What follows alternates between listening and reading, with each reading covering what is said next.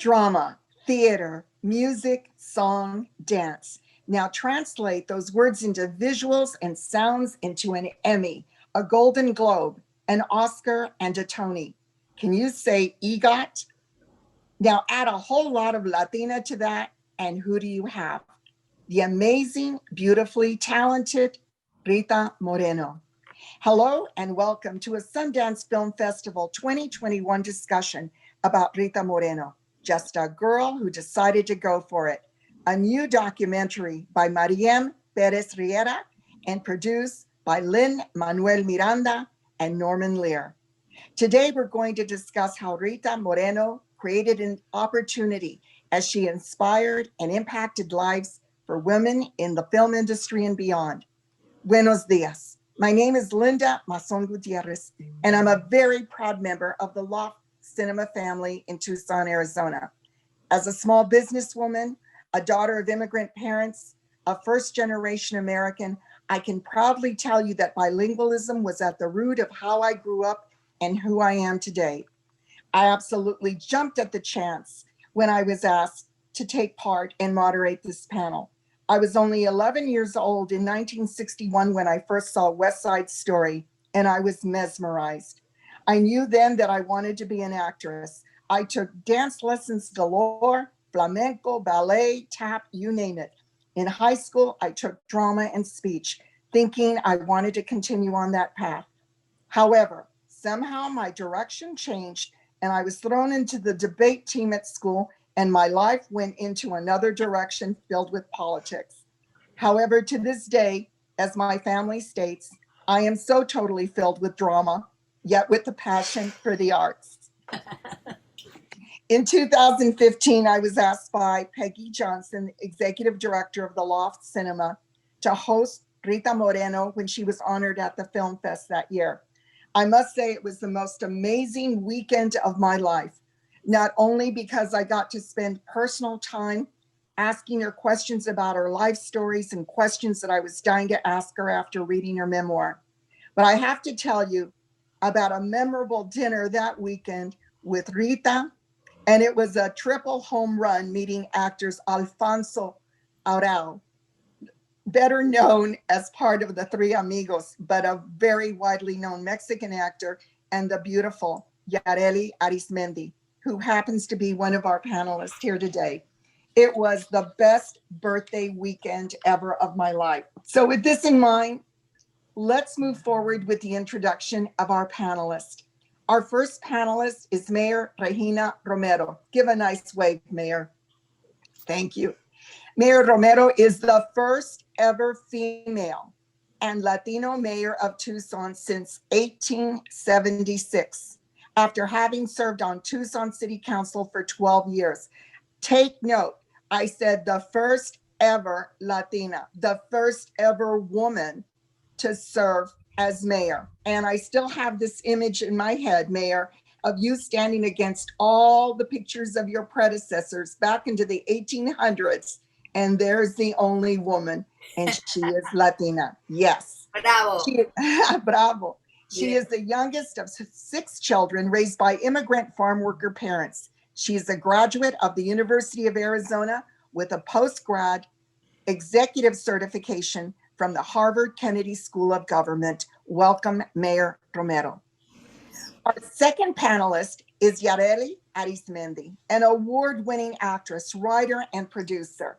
Yareli is best known for her tour de force performances as Rosaura in the film Like Water for Chocolate, and in the role of Lila Rodriguez in A Day Without a Mexican, which she co-wrote and co-produced. By the way, Yareli, you were so mean as Rosaura. I've been mad at you for years. No, pobre Rosaura. No, she's not even mean. She doesn't rise to that level. Oh, ay, Dios mío. Yareli has had a starring role in NYPD Blue, House, 6 Feet Under, and Heroes. Welcome, Yareli, and it is so very good to see you again. Thank you. Thank you very much. Love to be here. I wish to also welcome our third and final panelist, Roxanne Denise Stevens Ibarra. Roxanne is a student at the University of Arizona in Tucson, Roxanne spent most of her childhood listening to Trio Los Panchos and learning English through Disney tapes. She filled her days with stories from both Mexico and the United States. She hopes to use her dual degrees in Bachelor of Arts in Music Education and her Bachelor of Fine Arts in Film and Television to convey storytelling both visually and orally, incorporating her two cultures. By the way, did you hear me say dual degrees, right? And for icing on the cake, she is an accomplished violinist. Bienvenidos, Roxanne. Muchas gracias. Very good. So let's get down to business and have some fun. So, what I'd like to ask you all is one basic question. And then after that, I'll ask you each individual questions that pertain more to you and to your lives and careers. The first question is to find out, how did Rita Moreno inspire you? What was it about her career that opened the doors for you? And I'd like to begin with Mayor Romero. Thank you so much, Linda. Y muchísimas gracias por darnos la bienvenida. It's an honor to be on a panel with Rosana and Yareli, mujeres bien fuertes and very talented. And so I'm really happy to be here. Rita Moreno, my first memory of Rita is a West Side Story, and a strong, talented, beautiful woman that she is. And so she was really breaking barriers, and that, her acting, her beauty, her intelligence, her talent was always there. And I too, by the way, dreamt of being an actress because of Rita Moreno, because I saw myself in her. But later, learning the barriers that she had to break to be able to be successful in film in those times, right? We still, to this day, we see segregation and lack of opportunity for Latina actresses and actors in Hollywood.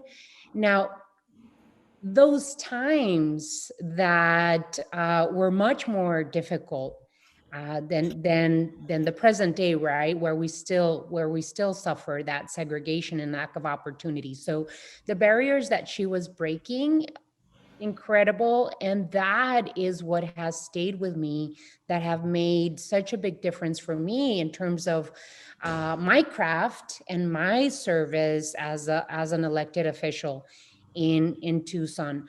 That is what has kept me going, that other women like Rita Moreno have opened doors for so many of us in the different careers available to all of us. If you don't see, my mom says this, if you don't see yourself doing it, then you're not going to do it. So me, as the first Latina mayor of the city of Tucson, other little girls are seeing themselves do it. And so that's really powerful. I mean, we just went through the inauguration yesterday, and we saw the first woman vice president, daughter of immigrants, African American, of Indian descent. We're going to see millions of little girls see themselves in our new vice president, and that's worth everything. Absolutely. Thank you, Mayor. Same question, Yareli?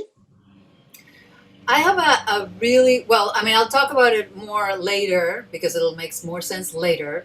But how I met Rita Moreno was kind of it was, let me start again.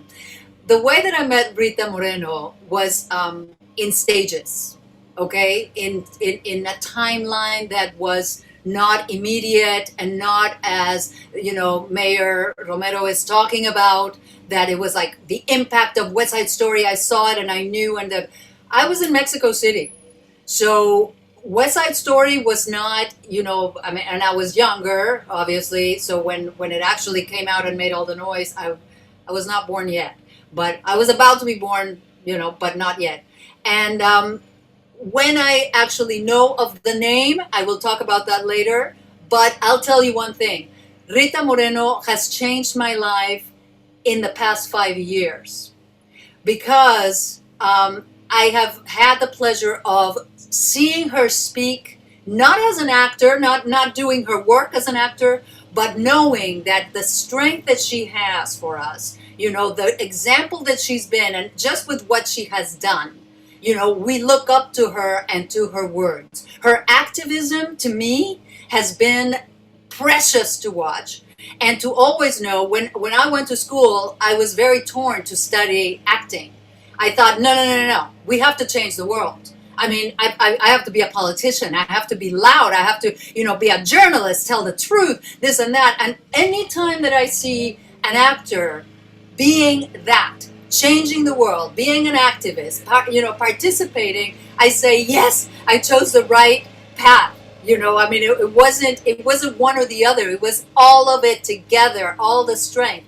So she, I mean, to me, and after watching this documentary even more, because now I understand exactly where she came from in her own words. And, we do get to see that she had very down moments, right? And I mean, and then you pull yourself back up, and you go out there, and you go out there in the world and participate, and then it all makes sense. And I when I came to Hollywood, I met her, because I was doing this tiny, insignificant for her, but so significant for me, like this little film called Carlos Wake, and it was an independent thing. And there she was. She was playing the main role. I'm like, I can't believe I am in the same film as Rita Moreno. This is crazy. And you know what it is? That she does not say no.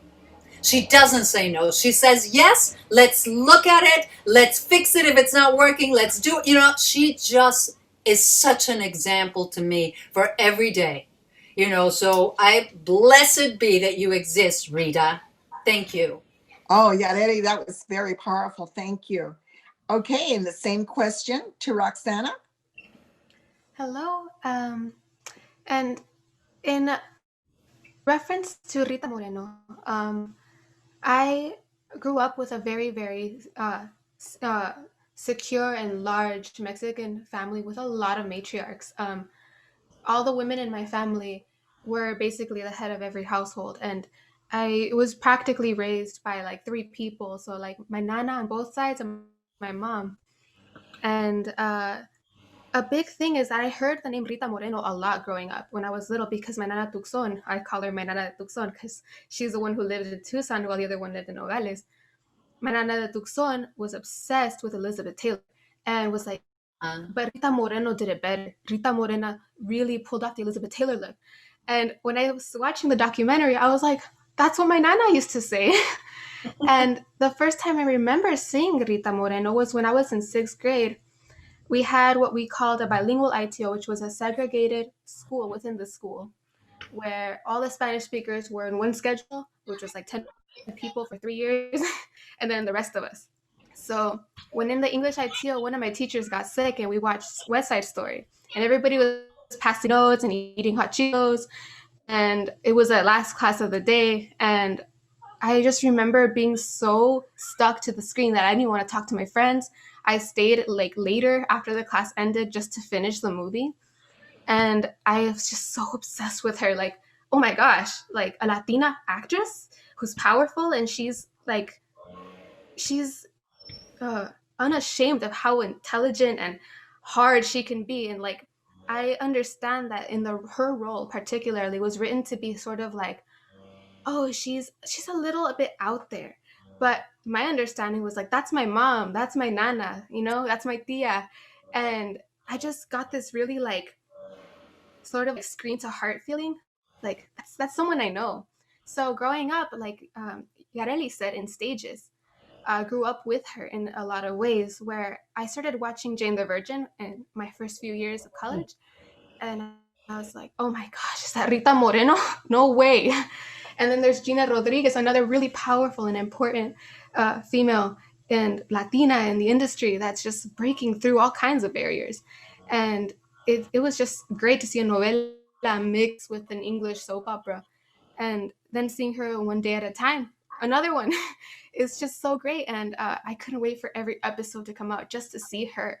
So knowing that that's a shared sentiment between all of us, it's like, we all have this like beautiful woman that we're all looking up to. Very good. Roxana, thank you for sharing that, especially for someone who's still a college student. It makes a profound difference. So thank you, Roxana. So Mayor Romero, let me specifically ask you something. Pertains to your own career. What did Rita mean to you in life that as mayor, you're accomplishing things that no Latina has ever done? Tell us a little bit more about that. Well, many of us, I'm pretty sure, have been the first at something, right? In your family or in your neighborhood, in your career. And as I said before, I think that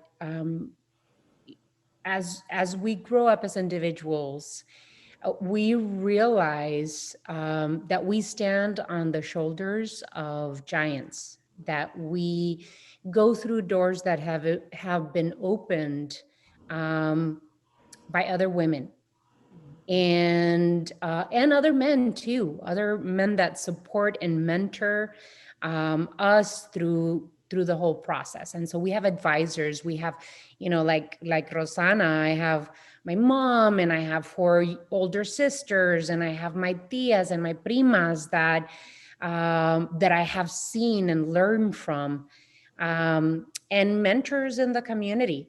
Linda, you and I have been friends for a long time, and you have been such an important advisor. We can spend hours and hours in talking about politics.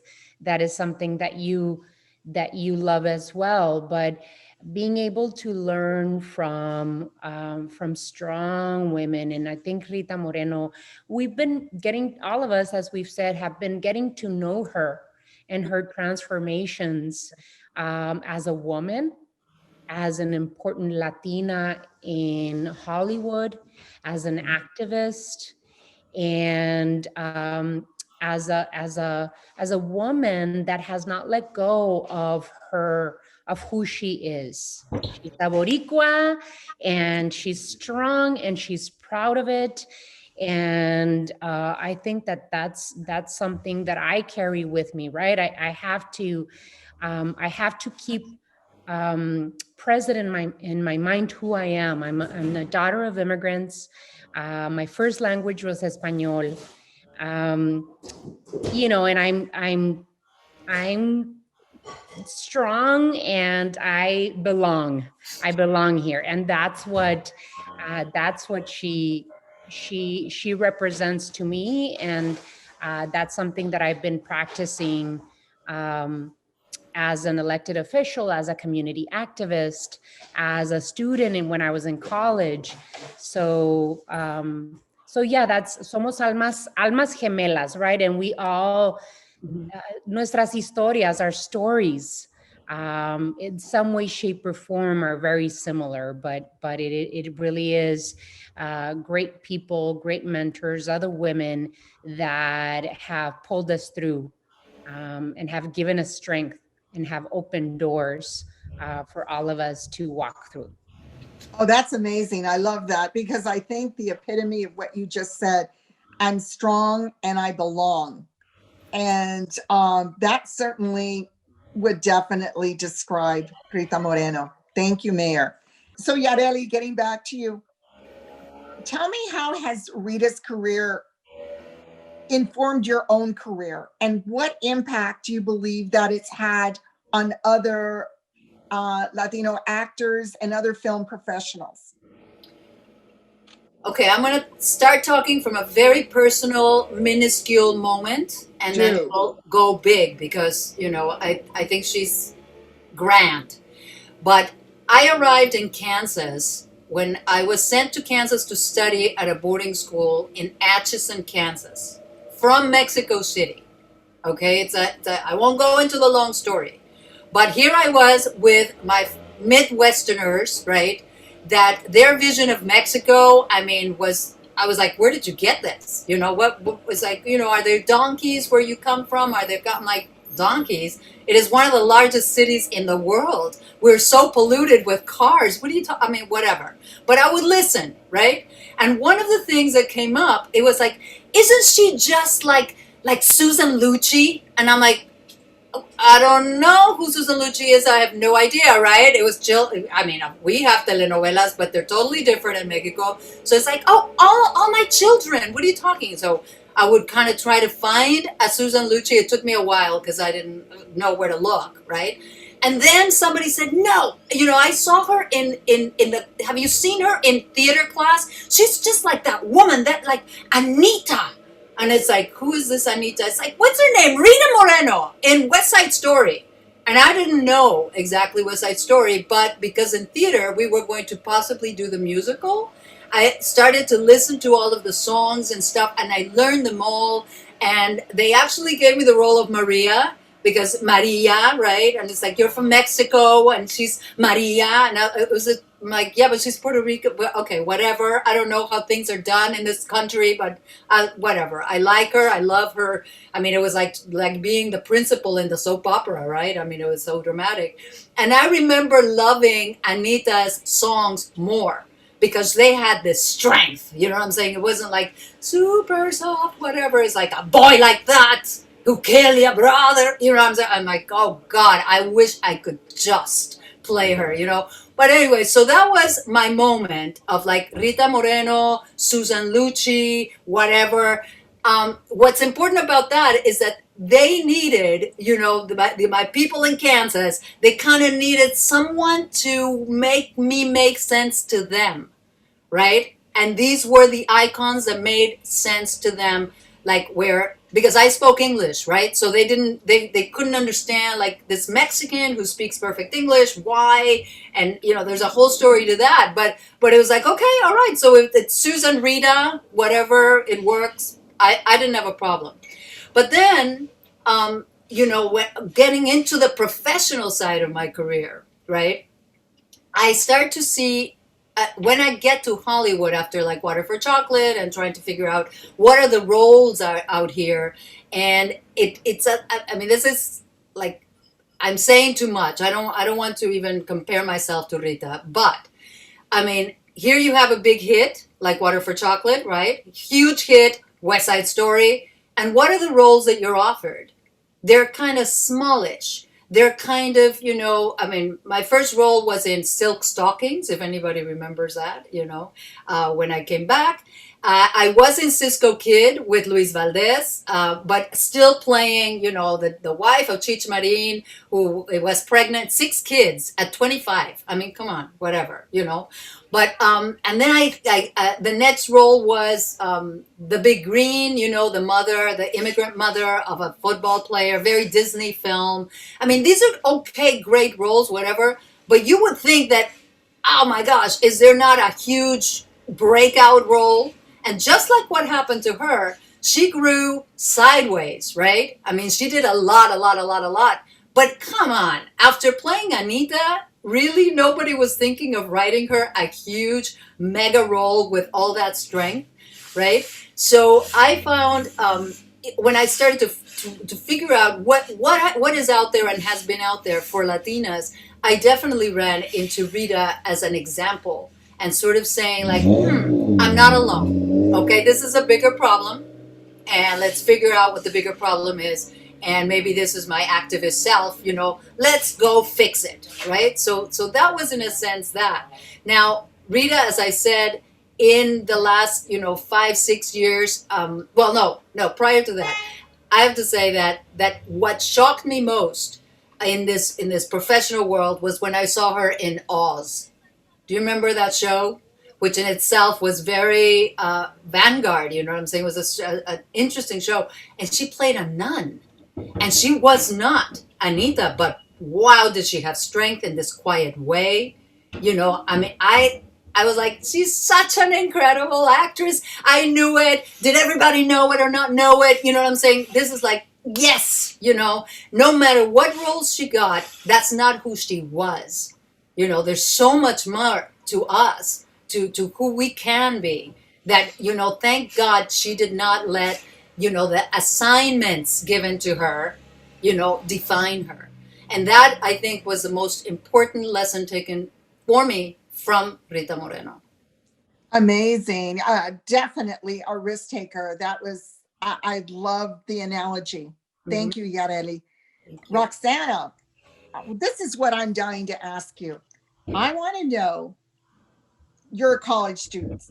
What do your peers know about Rita Moreno? What is your sense?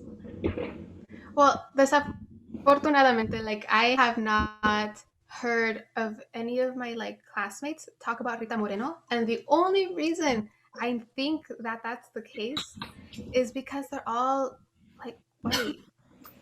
Like none of my classmates like speak Spanish like me. Like I can't talk to someone and be like, "Oye, qué onda? ¿Qué comiste para no sé? Like, do you some tacos, tamales?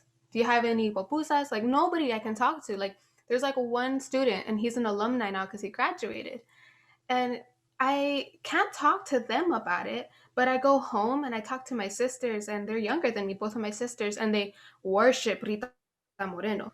They're like, "Oh my gosh, did you hear that? He's working on the next West Side Story remake with Steven Spielberg." And I was like, "Actually, I didn't know that." And they're just constantly like, "Oh, she's so cool. Oh my God, did you see her hoops?" And like, they're all so cute. Like, to me, it's like, oh, yes, like I can talk to them about it. I go home and it's like a sanctuary because there's people like me here. But I step out and I go into the classroom, and I mean, there's not a lot of people who look, sound, or speak like me. Um, every once in a while, like I'll hear my grandparents in my head saying "ponte trucha," like, this is why we have to try and like be so vocal about our seat at the table because nobody's going to give it to us. And I am currently a student representative for the Diversity and Inclusion Committee at school. And we're trying to help student retention because in the College of Fine Arts right now, the lowest retention we have is for Native American and African American, and especially Latinos. And it's heartbreaking because we can get into the school. We're smart enough to get there. We just can't stay.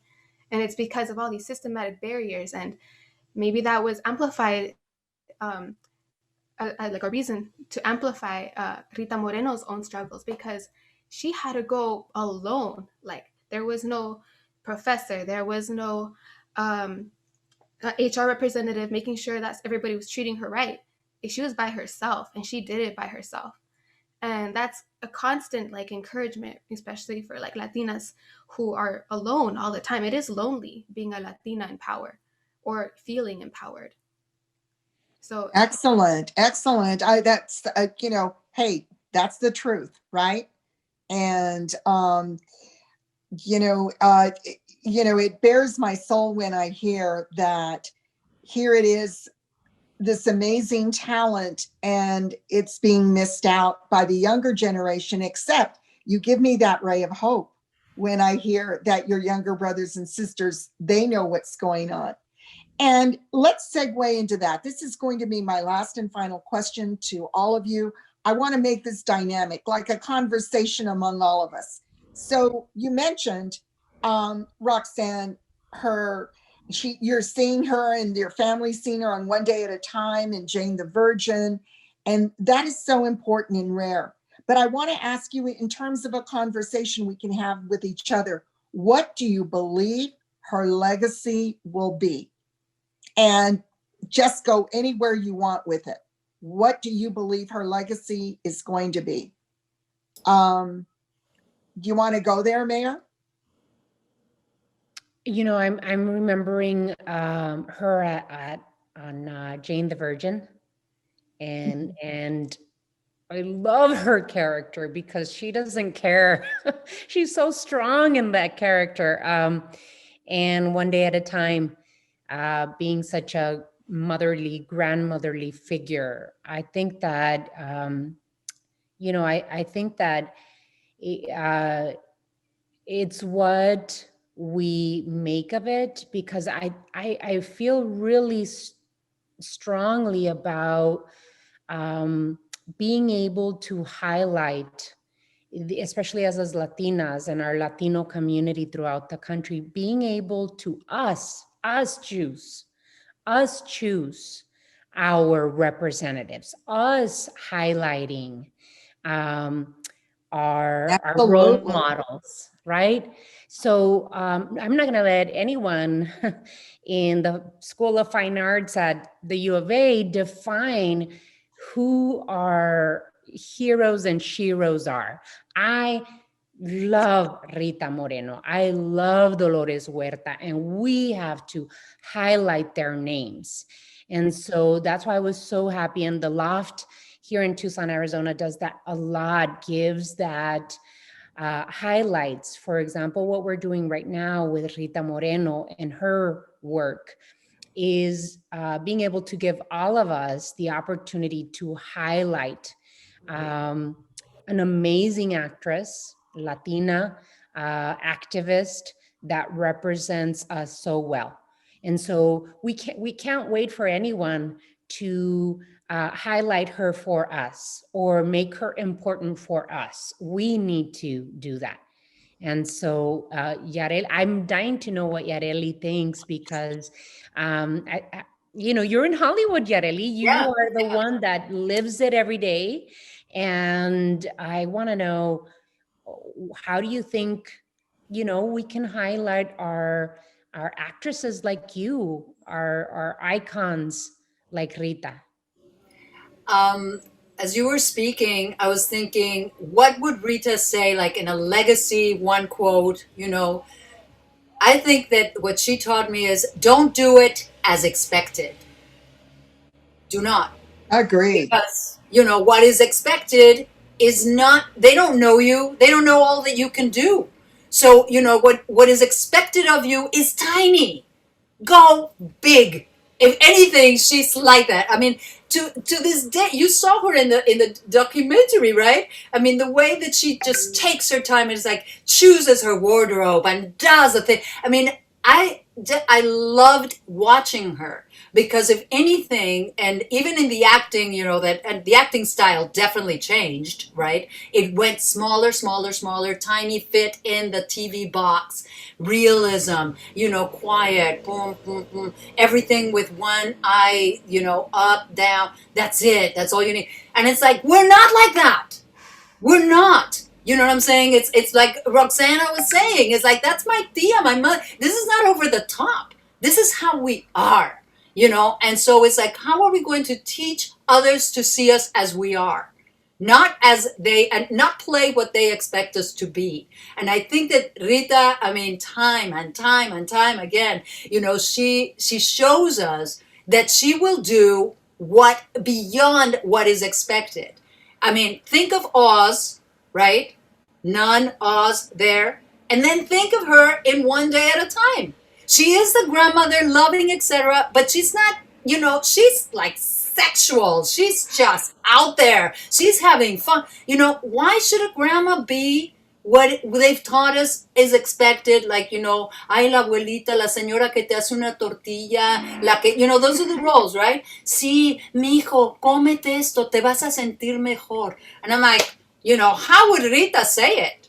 Cómetelo, que te estoy diciendo que te lo comas. You know what I'm saying? I mean, this is not like sweet. She's all love, but not in the way that is expected. And so that to me, I have two women that I go to, and it's Lupe Ontiveros on one hand and Rita Moreno on the other. Say yes. Just go out there and do it your way, And many times you don't get the role. I have to say this, Roxana, watch out, because you play it so differently. It's so memorable in the audition and stuff. And I've gotten this from casting directors. It's like, your audition, it was just so, what? Unexpected, right? So you run the risk of not getting called because it depends, how big is your role? Are you the principal of the thing, or are you just the function to make the other characters work? If you're just the function to make the other characters work, you better just do what you're told or not get the role. And many times I've done it. I know when I'm sending the audition, it's kind of like, oh, I know, but I couldn't help myself. It's like, okay, great to watch you on your audition. We'll call you next time, right? And it's like, okay, whatever. But I mean, I'm into taking the risk. I used to have a lot of trouble with it, but the more I see these women, that have gone before me, they're like, do it, Yareli, you are okay. Authentic to yourself, play it like you would, not like they want you to. That's excellent. And that's exactly what you see, I believe, as part of the legacy of Rita Moreno. And thank you, Yareli, for that perspective. And Roxana, you want to weigh in? I mean, I'm still struggling with the issue of, back in your classroom, what are they doing or not doing to really support the legacy of an EGOT winner? There's only one of 16. She is one of 16. Only 16 people have received the EGOT. She is one of them. So what do you believe that you can do to perhaps support and preserve her legacy as a student? I think it's really important to take into account the unapologetic behavior of a Latina, being loud when no one wants you to be. That's something I got a lot. Like growing up, like, you're too loud. Like, just like a little bit lower, please. In elementary school, I was in choir and I'd scream because I wanted my parents in the back to hear me. And when I was in middle school, I loved yelling like, amiga. And she'd be like, amiga. And we just run and hug. And then in high school, I started becoming really politically involved. Like, I still am. I'm kind of ridiculous about it.